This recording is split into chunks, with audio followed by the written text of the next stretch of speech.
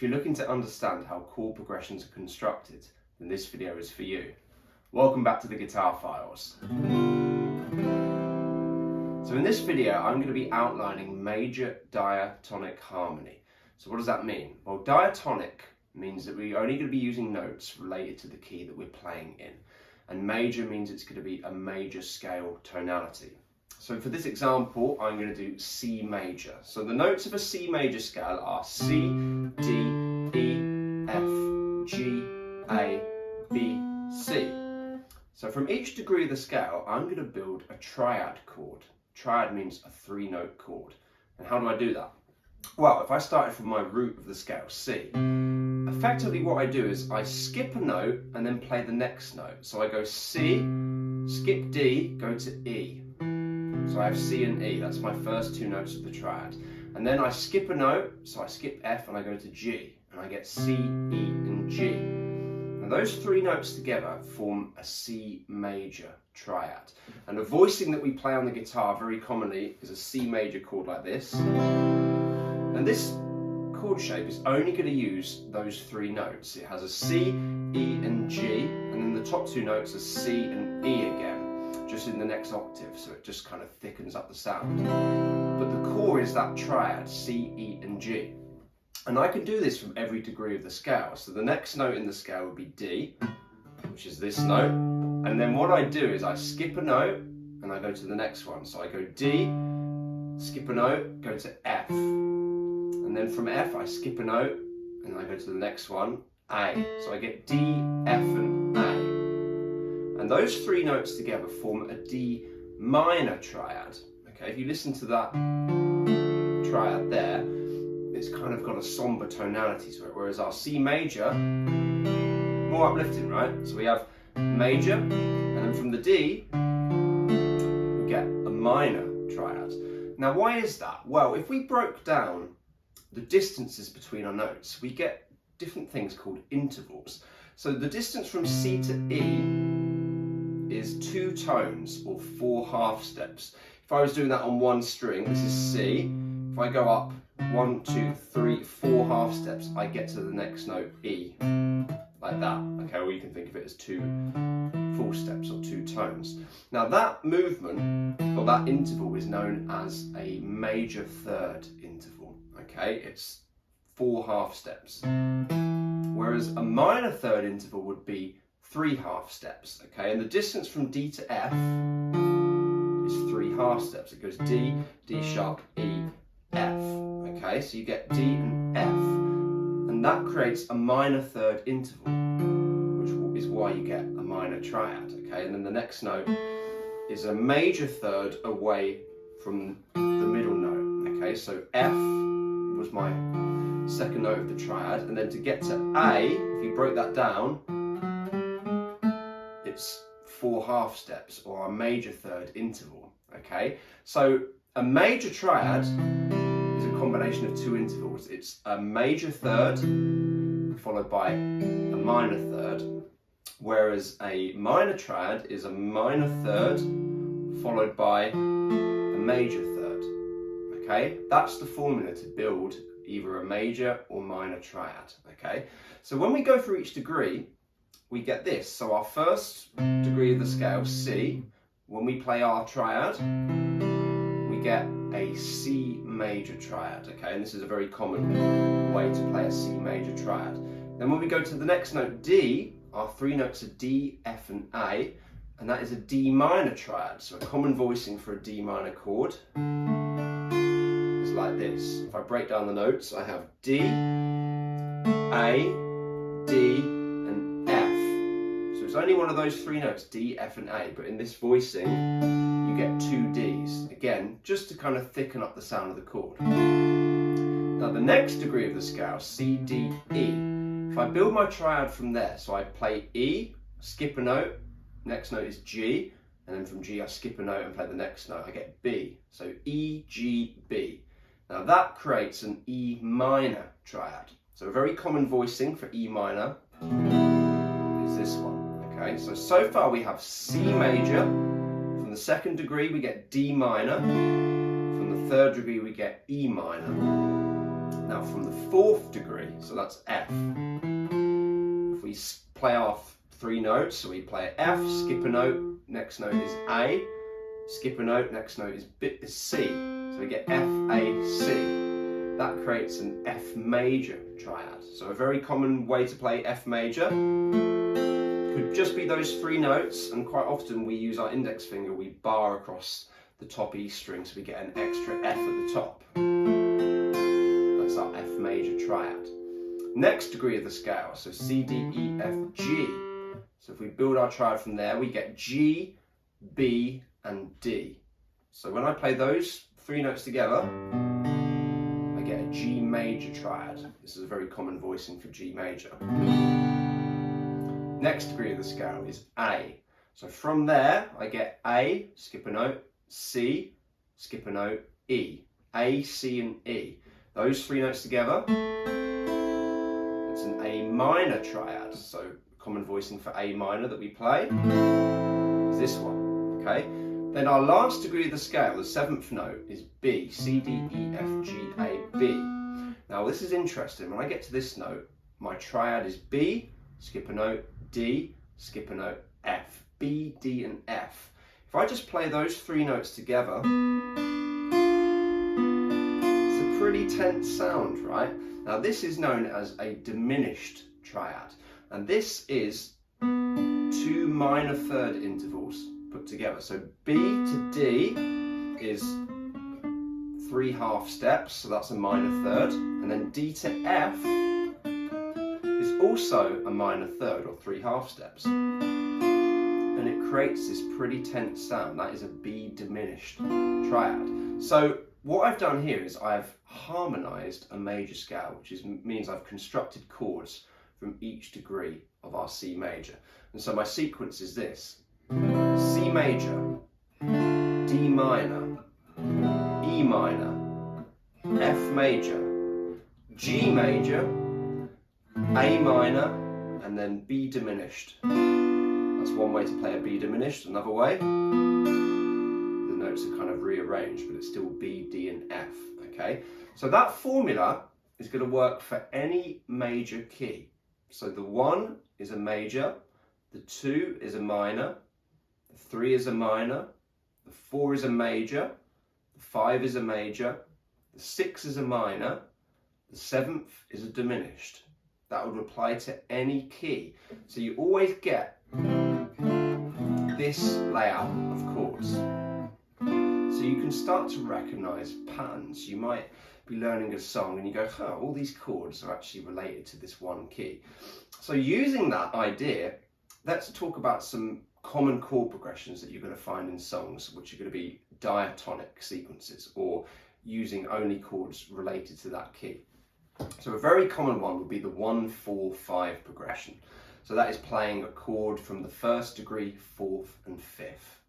So in the key of C, that gives me C major, then the 4th degree is F, F major, and then the 5th degree is G, G major. So it's only major chords for these 3: C major, F major, G major. Okay? Another example, a 1-6-4-5. So my 1 is C, my 6 is the note A, and if you remember, that gives me a minor triad, so A minor is my 6, my 4 is F major, and my 5 is G major. C major, A minor, F major, G major. Another common sequence, the 2-5-1. This is incredibly common, especially in jazz music, okay? So what's my 2? Well, C, D, and that was our D minor triad. Then my 5 was G, that's major. And then my 1 is C major, so I get D minor, G major, and then it resolves. A very common thing is to resolve the 5 back to the 1. We call this a perfect cadence. It's incredibly common in popular music. Like that. Okay? So, let's take a song example which is going to use different combinations of these progressions. Let It Be by the Beatles. It goes like this.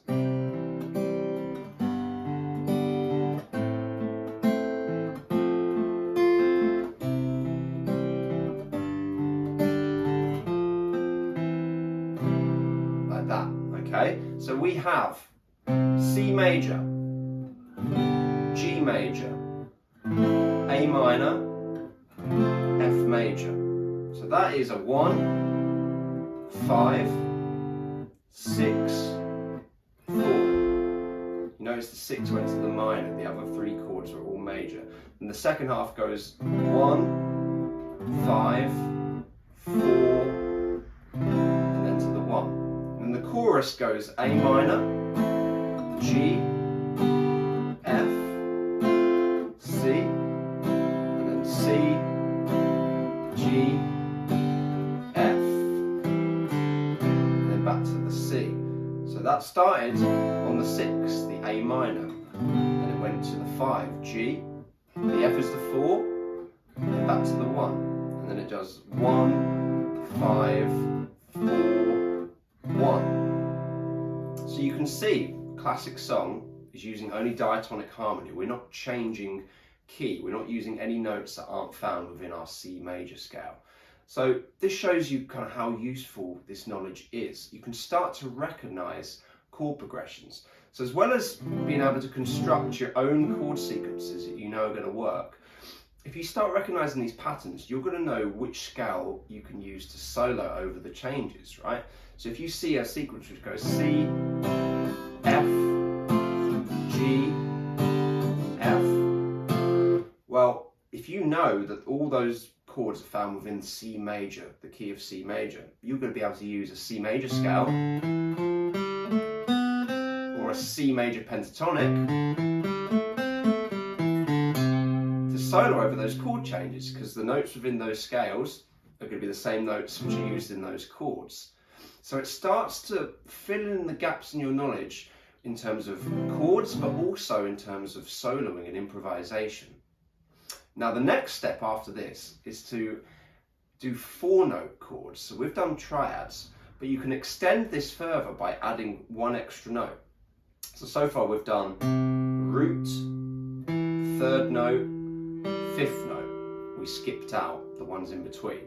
But you can also add the 7th note away from your root. So you'd skip another note. So with example, with C major, we have C, we skip the D, we get E, that's our 3rd. We skip the F, we go to G, that's our 5th. And then we skip the A, and then we go to B, that's our 7th.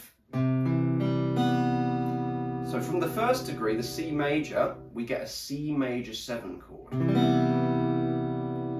From the 2nd degree, our 4-note chord is going to be D, F, A, and C. That gives me a D minor 7 chord. 3rd degree, E. I get my three notes, E, G, and B. I add the 7th, I get D. That gives me an E minor 7 chord. From the 4th degree, F. F, A, C, E. That is an F major 7. 5th degree, G. G, B, D, F. That is a G dominant 7. A bit more tension in a dominant 7th sound.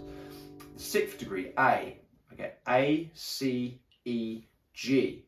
That gives me an A minor 7 chord. And then the B, I get my diminished triad, B, D, and F. My 7th is A. That gives me what we call a half diminished chord, or a minor 7 flat 5. Either one of those terms means the same thing. And again, there is tension in that sound, okay? A common way you could use the half diminished chord is to link your 6th chord, the A minor, then you could go to the 7, and then you can go to the C, the root. You could do it in reverse. Sort of a tension and release kind of idea. There are lots of ways that the minor 7 flat 5 or the half diminished can be used, but that's just a simple example for now that you might hear in some songs. So all the existing progressions that we talked about earlier, like our 1-4-5, 1-6-4-5, or our 2-5-1, we can use minor 7s in place of our simple triads. They're interchangeable, right? So the 1-4-5, I'd get C major 7, F major 7, G dominant 7, which wants to resolve back to our 1, our perfect cadence. Like that. So it gives your sound a little bit more of a jazzy element to it, slightly more harmonically rich, and so you'd be getting into kind of, jazz soul ideas. So that's something you can experiment with, and these are some common voicings that you can use, okay? So 7th chords or triads, they all use the same notes, okay? We're looking at diatonic harmony related to a major key. So we've done it in C major. So our formula for 7th chords is major 7 from the 1, minor 7 from the 2, minor 7 from the 3, major 7 from the 4, dominant 7 from the 5, minor 7 from the 6, and then half diminished from the 7th. And again, that will apply to any key, okay? So if I was in the key of G major, my notes are G, A, B, C, D, E, F sharp, G. So my 7th chords from there, I'd get G major 7, A minor 7, B minor 7, C major 7, D dominant 7th, E minor 7, and then F sharp half diminished. And then I'm back to my root. So again, these formulas work for any major key.